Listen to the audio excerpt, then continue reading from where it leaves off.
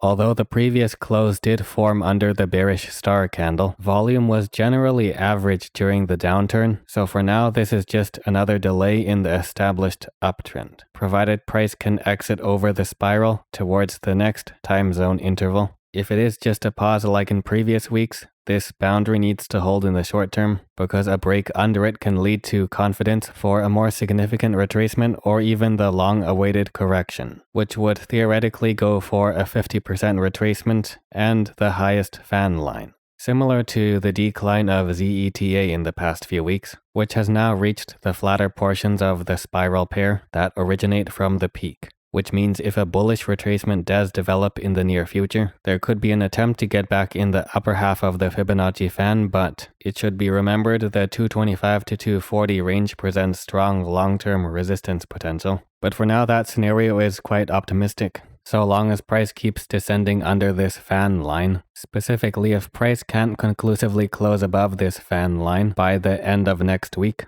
there will be increasing pressure on the solid 170 level where lots of long-term positions are concentrated.